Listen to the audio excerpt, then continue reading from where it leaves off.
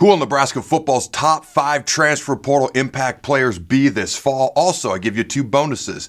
The most under-the-radar player that I see that isn't being talked about enough, and which player has the highest ceiling of any player out there. Let's light this candle.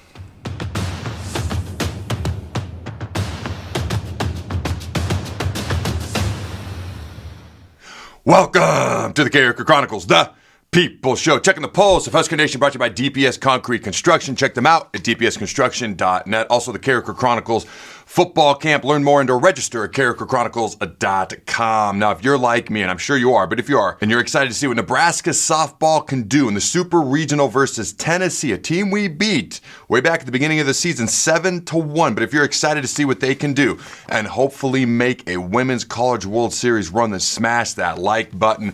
And don't forget, ladies and gentlemen, Nebraska baseball is in the middle of the Big 10 tournament play as we speak, depending on when you're watching this video right now. In the final order of business, if you haven't done so yet, as always, make sure you subscribe and or ring that notification bell. Less than 50% of our audience that watches these videos is actually subscribed. So if you're so inclined, subscribe, ring that bell. Don't miss any of the content we're doing throughout this off season all the way up until the season. All right, the top 5 portal impact players for Nebraska football this fall. And again, I'm going to give you 2 bonuses. All right, which portal player is under the radar for the Huskers right now, and which portal player has as high a ceiling as any portal player out there. Now, real quick, remember, pressure is a privilege. It means things are expected of you. Also, success is 1% inspiration, 98% perspiration, and 2% attention to detail. All right.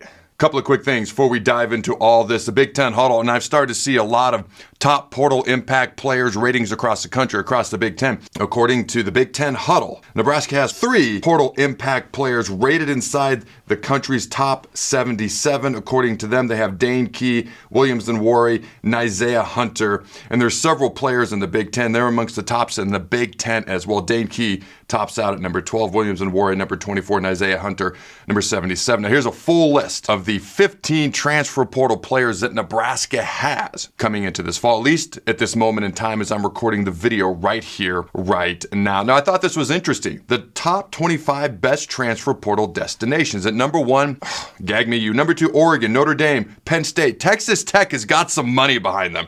All right, if you didn't know, Texas billionaire businessman and Texas Tech board chair Cody Campbell, all right, has made a gigantic, shall we say, donation impact into helping them have, depending on where you look, the number 1 or the number 2 transfer portal class in the entire country. Obviously, Nebraska is top 5. It's either Tech or LSU, depending on where you look. He's also going to help lead the presidential commission alongside Nick Saban when it comes to college athletics and college sports. But you look down this list. All right, Tech's at 5. You keep going. Nebraska's at number 18. Nebraska has phenomenal facilities, phenomenal support.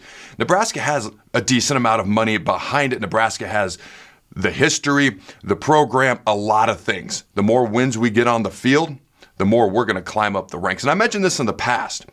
This was like back in January, February. I saw a list of the top 15 happiest cities in America. It was a lot of California, Florida, and then at number 6 was Lincoln, Nebraska. I don't know. If you live here, it's pretty awesome. If you're from the outside looking in, that may have surprised you. I don't have a problem agreeing with that list. I thought this was interesting before we dive into our top 5 as well. The top 20 programs in the country that are taking steps backwards and the top 20 programs in the country that are taking steps forward. Oklahoma State at number 1, USC number 2. There's Texas Tech again. At number 4 is Nebraska. People are seeing a lot of positive signs about Nebraska going into this upcoming football season. All right. Now, to be clear, I could mention a lot of different guys and players from the transfer portal that have joined the Big Red this fall to be on this top 5 list. There's 15 transfer portal players, at least 9 of them. Okay, at least 60% of them are projected to start, if not more, for Nebraska this fall when August 28th versus Cincinnati at Arrowhead Stadium in Kansas City on ESPN rolls around. There may be more than 9, but at least 9. So there's lots of guys that could be on this list. I narrowed it down, and I look forward to some surprises along the way as well. Okay, I could have mentioned like Rocco Spindler, Isaiah Hunter, and more. A lot of guys are expected to be good players, but here's the 5 I narrowed it down to. Number 5, Marquez Watson-Trent, the Sun Belt Defensive Player of the Year. He was first or second team All-Conference for 3 straight years, and via Pro Football Focus, their grades, he actually graded higher than any Nebraska defender the past couple of seasons, according to his play and how they grade players. Now, this is his 6th year of eligibility. Through his first 5 seasons, he has 358 tackles, 26 tackles for loss. He's played in 49 games. He got a lot of experience and started in 37 of them. Number 4 on my list. You got to keep in mind, special teams matter. We need upgraded play at special teams. That involves punting, kicking, snapping, and returning. But Andrew Marshall, 6 foot, 185-pound defensive back who played in all 26 games during his time at Idaho, was the only first-team all-conference defensive back in the conference that he played in. All right, started 13 games last year as a sophomore. So he's a guy who's very likely could start for Nebraska this fall. I'd kind of be surprised if he doesn't. We'll see how that battle plays out at the corner spot. But he also returned a punt and kickoff for a touchdown. He averaged 41.4 yards per kickoff return over his 9 kick returns that he had. Now, to be clear, I don't expect that average to continue, but he's got that type of explosive ability, kickoff return ability. He also returned 14 punts, averaged 10.7 yards per return, and that's what you want. That you want a first down every time you return the ball. Kick return, punt return, you want a first down, okay? And he averages that. Now, again, special teams, a difference maker. Other guys that could be returning kicks this year, Ja'Cory Barney. I know Quentin Ives has done it in the past. I'm curious to see what they do with Quentin, though, with the running back room and the depth and how they perceive that whole running back room going forward. But Andrew Marshall, Ja'Cory Barney, Ja'Cory might be the fastest guy on the team. At least he was at the Husker games. A couple guys to watch out for when it comes to kick returns. Andrew can make an impact on defense and special teams. Dasan McCullough. All right, now this list early on is defensive heavy. You've probably noticed. Don't worry, we'll get to the offensive guys too. Nebraska lost a little more than 70% of their production from their defense from last year. 6 of 9 from their 3 deep on the defensive line. Keona Davis is coming back. Elijah Judy's coming back. Cam Lenhart's coming back. Now, to be clear, there's nothing to panic about. Sometimes hitting the reset button or getting some fresh faces in can be good. Now, Nebraska's defense has been top 20 the past 2 years. But here's what I'm getting at, okay? Per the last year's depth chart, you look at the second level of the defense, 5 of their top 8 performers are gone as well. But honestly, like I mentioned, that's okay. Because if you look at who we've got up front this year, especially that second level of the defense, the linebacker core, some of the guys who are going to be moving all over the place, this may be as athletic as we've been in a very long time. Young, there's going to be a learning curve, and that's okay. But it's weird to say we're explosive on defense. But I feel like we're explosive because we're athletic, young, but going to be fun to watch on defense. All right, Dasan McCullough. He can be moved all over the place. This is a guy who could rush the passer. He can tackle in space. He can cover as well. 6'5", 230 pounds. One of the top safeties. Now he's going to be moved all over the place at Nebraska. All right, I want to see him get after the quarterback, but that's just me and my pass rushing bias. All right, one of the top safeties in the portal, also one of the top players coming out of high school as well. He's a freak athlete, he just is, and we need him to make an impact. You go back to 2022, when he was a freshman at Indiana, he was a freshman All-American. He led their team in sacks. He was second on the team in TFLs. We need that type of impact from him this fall, and he's capable of making big plays all over the field. Number 2, Dane Key. Now, you knew he was going to be on this list. Okay, somewhere. He's been Kentucky's top wide receiver for the past 2 seasons. Had he gone to the NFL draft, this past NFL draft, he probably would have been a 3rd or 2nd round pick after playing for a team that was 4-8 a year ago, struggled at the quarterback position and struggled on offense, yet he still managed to average over 15 yards per reception each of the past 2 seasons. Just an FYI, I've mentioned this before, but Isaiah Hunter, who's also a transfer wide receiver for Nebraska, if you didn't know, averaged almost 15 yards per catch last year as well. That's a huge potential upgrade for Nebraska in that department. Now, Key, he doesn't have like elite speed, but he has good speed, especially for being 6'3", 210 pounds, and he has the ability to make the catch on the deep ball down the field in one-on-one type scenarios. All right, number 1 on this list is former number 1 offensive tackle out of high school, according to 247 Sports at the time. Already projected to be a first-round pick very early on, I might add, for next year's NFL draft. But Elijah Pritchett, it's well documented that he played in 12 games last year. I started 10 of them. But when it came to grading and sacks and pressures allowed, he needs to find more consistency. Nothing new for a talented player who was still an underclassman a season ago. He's played in 29 total career games, had 11 starts during his time at Alabama. He's a year older. He's a year more experienced. You'd expect him to be better come this fall. Now, before I give my final thoughts on Elijah Pritchett and why he actually may be our most important transfer portal player, I want to give a shout out to our sponsors, DPS Concrete Construction. Again, check them out at dpsconstruction.net. You want concrete work done, retaining wall work done. Nobody does it better. dpsconstruction.net. If this is the type of work you do, you want to work for a guy like Jason Armstrong. Trust me, go to dpsconstruction.net. Also, Husker Auto Group is offering significant discounts on all 2025 light-duty Sierras, on all heavy-duty Sierras, 3/4 tons, 1 tons, cabs, and work trucks as well.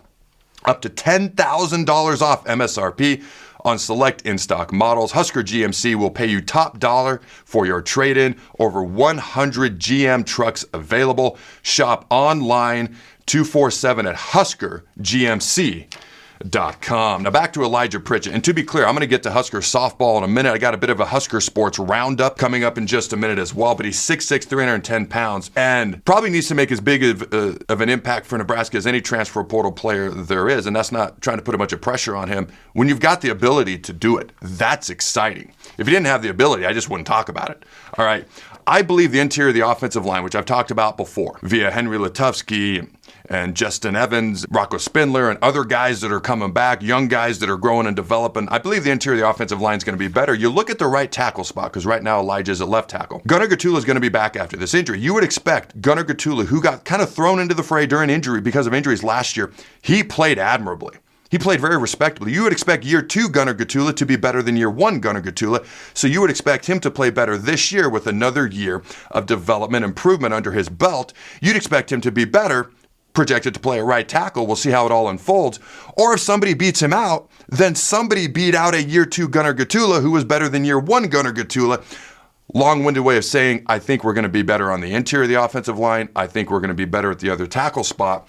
So then it really just comes down to our left tackle spot, Dylan's blind side. All right, if Pritchett can protect Dylan Raiola's blind side with Dylan's expected year 2 progress and the weapons around him, that's a huge potential impact that could be made. Now, I'm going to come back to some of the under the radar player and the player with and a lot of these players have a high ceiling, but as high a ceiling as anybody out there.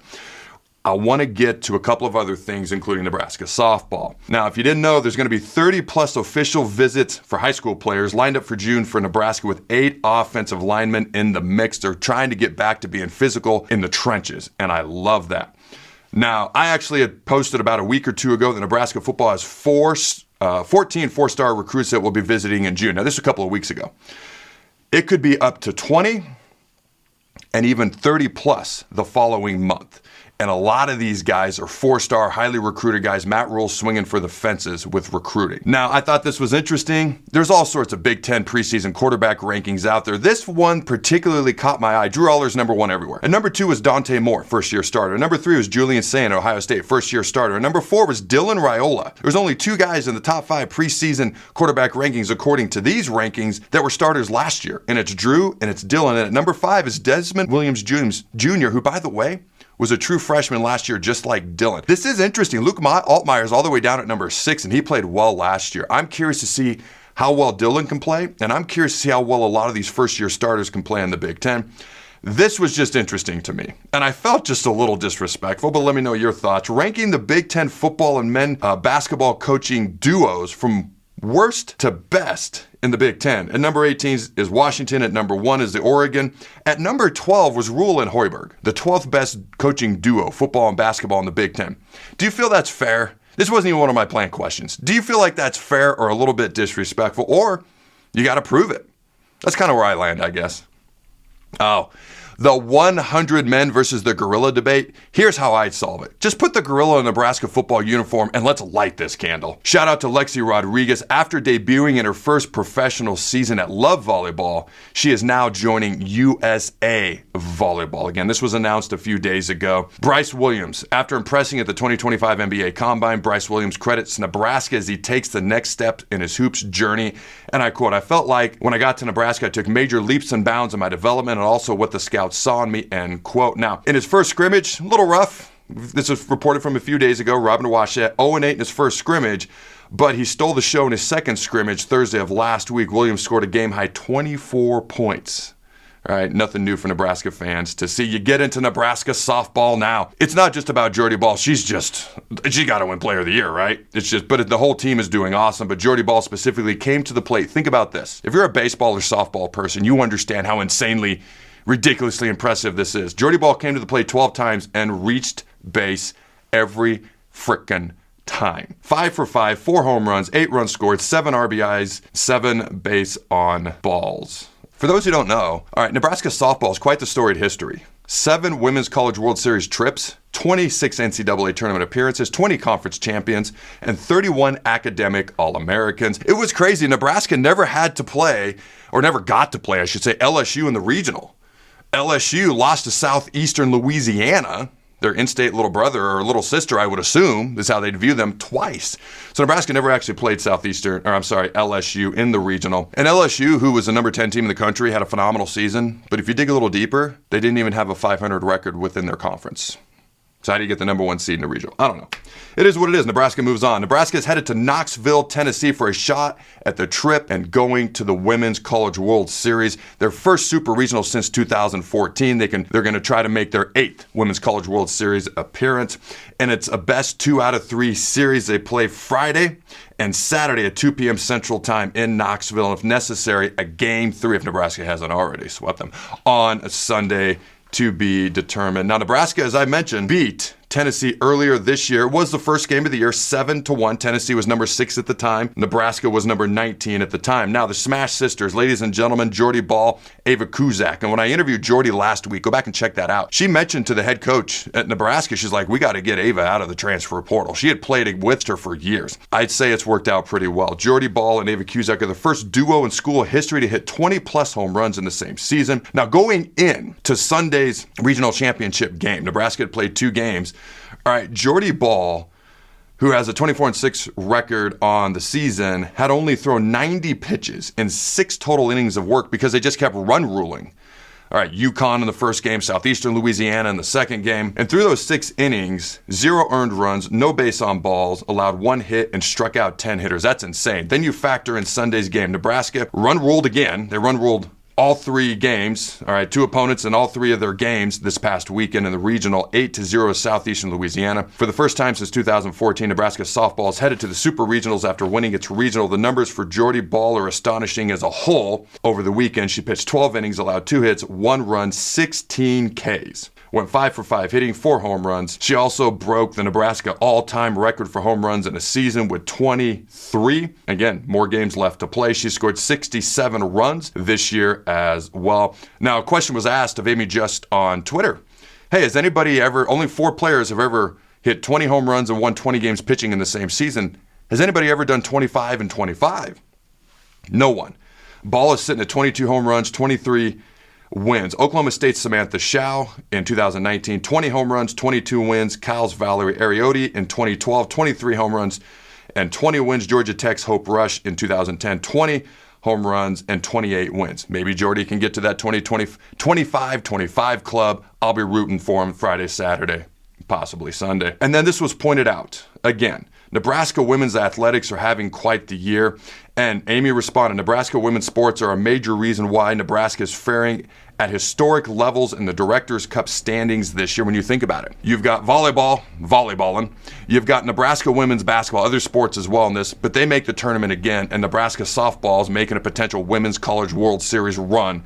Here we go.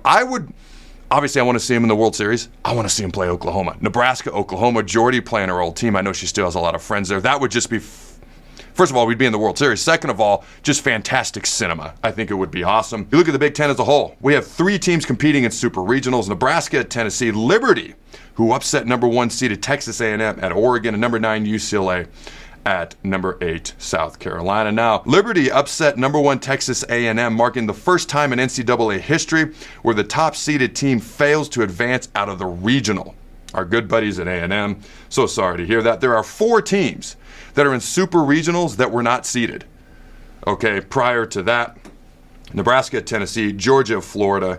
All right, I already mentioned Liberty at Oregon, and Ole Miss as well moves on. Now, we're going to give a shout out to one more of our sponsors before we finish the Husker Sports Roundup, and I give you the 2 bonus transfer portal impact potential players. We'll see. These are the bonuses. All right, shout out to Allen Capital Group. You can check them out at allencapgroup.com. That's ALLENCAP group.com. They have offices in Omaha, Grand Island, Ogallala, Scottsbluff. They have next level solutions for next level needs. They've done my family's finances for over a decade. They do a great job. I know when I call, they're going to pick up the phone. They're going to give honest answers. They're going to give smart answers. And they can always dive a little deeper if you need to and come back with as good of advice as you're going to find anywhere, and a whole lot of integrity. All right, the Big Ten baseball tournament pools are set. Nebraska is the number 8 seed. They will play number 12 seed Michigan State on Tuesday at 6 p.m. This show goes out Tuesday at 6 p.m. So depending on when you watch this show, this game may already be over. And then they play number 1 seed Oregon Friday at 6 p.m. Pool winners advance to semifinals on Saturday.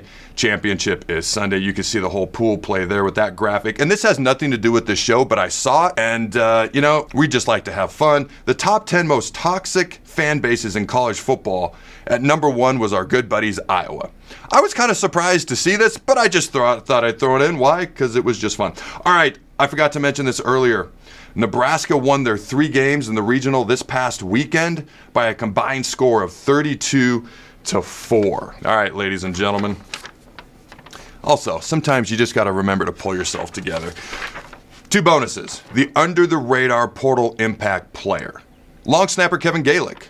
He played in 36 games. It was an FCS All-American. Snaps have been a huge problem. You want to prioritize special teams? You want special teams to instantly get better? Have better snaps. Whether it's punting, whether it's field goal kicking, whether it is the PAT. I called it. It's, please excuse my dear Aunt Sally, it's the order of operations. Snapping, holding, protecting, kicking, especially on field goals where we had many blocked last year. 10 blocked kicks total last year. I don't know if we've ever had that many blocked. Our snaps are going to be better. This dude is very, very good. And number 2, the player with as high a ceiling as any portal player out there is Williams Nwaneri, the former 5-star, physically imposing defensive version, in my opinion, of Dylan Raiola. Is a young guy. It may take him some time to develop. I'm curious to see when he can start making an impact. Is it sooner? Is it later? He's only 19. So I'm going to be following his development, and keep your eyes out on his development going forward. Our fan questions of the day are brought to you by Husker Auto Group. Check them out at huskergmc.com. Also, Carriker Chronicles, the website. Check out carrikerchronicles.com. The last question is a bit off the wall. Question number 1, though. Which portal player do you think will make the biggest impact for Nebraska this fall? Number 2, will Nebraska Softball take down Tennessee and make the Women's College World Series? And number 3, I got in a bit of a Twitter battle last week. It was all in good fun, but it was very intense. All right, Husker Twitter is still smoldering. This was about a week ago. So think back to about a week ago. What was going on Husker Twitter? Husker Twitter is still smoldering after fans versus media yesterday. That's not the point of this. It was the whole Scott Frost, should he be talked about, debate. That's not what this is. Bear with me. I'm just glad that all of us, the fans and the media, could come together and tackle the most important issue of our time. And this is very important. Ketchup should not be used on hot dogs. I responded, I cannot and will not stand for this, nor will I support this. Not only should ketchup be used on hot dogs, but I fully support using a lot of ketchup on hot dogs. There, I said it. It's out there in the universe now. And the BA Coaches Show, give him a follow. Their stuff's on carrikerchronicles.com. He does a great job. Nothing should be used on hot dogs except a bun, and we had all sorts of responses from mayonnaise to ketchup to mustard, to onions, and then we started talking about chili dogs, which was a whole nother conversation. So I'm going to bring it back down to earth. Simply yes or no. Do you like ketchup on hot dogs? Yes or no? Let me know. Until next time, go Big Red, and always remember to throw the bones.